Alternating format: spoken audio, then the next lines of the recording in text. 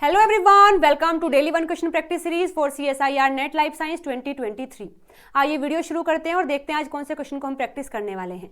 तो देखिएगा आज की इस वीडियो में जो क्वेश्चन हमारे सामने है ये जून 2020 शिफ्ट 2 का क्वेश्चन है और दिया है the signalling transduction pathway involve in glycogen metabolism triggered in the liver by the hormone epinephrine involve the following steps.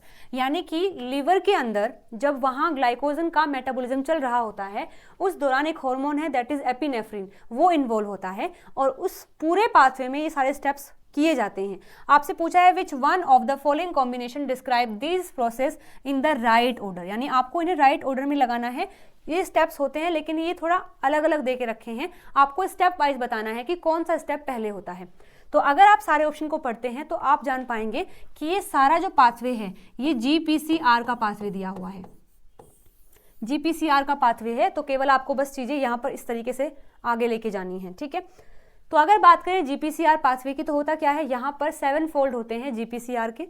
जैसे ही लिगेंड बाइंड करता है तो ये एक्टिवेट हो जाता है। एक्टिवेट होने के बाद यहाँ पर एक G प्रोटीन है जिसके पास 3 सब यूनिट होती हैं, अल्फा, बीटा और गामा।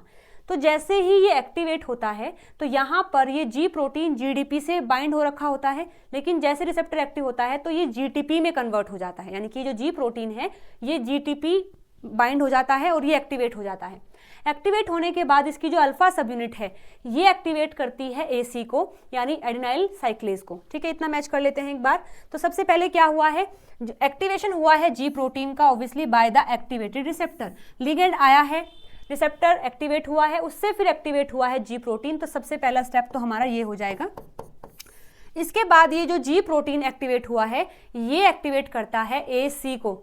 तो यहाँ पर देखो एडिनाइल साइक्लेज एक्टिवेशन होता है, तो ये हो जाएगा सेकेंड स्टेप। थर्ड में देखिए जैसे ही ये AC एक्टिव होता है फिर ये फॉर्मेशन करता है CAMP की, ठीक है। फिर यहाँ पर बनता है CAMP, ATP से बनता है CAMP और फिर ये CAMP जो होता है एक्टिवेट करता है प्रोटीन काइनेज A को। यहाँ पर ये जो CAMP है प्रोटीन जो काइनेज A है इनएक्टिव फॉर्म में होता है, लेकिन जैसे ये बाइंड कर लेता है तो फिर ये हो जाता है एक्टिवेट, ठीक है।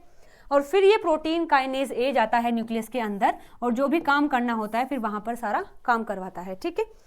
तो थर्ड में क्या हुआ है कि जो सेकेंड मैसेंजर है जनरेशन ऑफ 3' 5' साइक्लिक AMP, यानी जो CAMP है जो कि सेकेंडरी मैसेंजर है उसको एक्टिवेट किया जाता है, यानी थर्ड स्टेप हमारा ये हो जाएगा। इसके बाद प्रोटीन काइनेज A को एक्टिवेट किया जाता है, यानी फोर्थ स्टेप हमारा ये हो जाएगा, ठीक है। तो A के बाद D के बाद C के बाद B, तो ADCB फर्स्ट ऑप्शन में ही ये सीक्वेंस दिया हुआ है। So first option will be the right answer for this question, ठीक है। तो अगर आपको GPCR के बारे में नहीं पता है तो उसको अच्छे से लर्न कर लेना। जल्दी ही मैं इस पर वीडियो भी बनाने वाली हूँ अपनी रिवीजन सीरीज के अंदर, ठीक है। चलिए तो हमने ये टॉपिक ये क्वेश्चन देख लिया है। अभी भी अगर आपको कोई डाउट है तो आप कमेंट करके मुझसे पूछ सकते हैं। मिलते हैं अगली वीडियो में नए क्वेश्चन के साथ में। Till then bye bye, take care.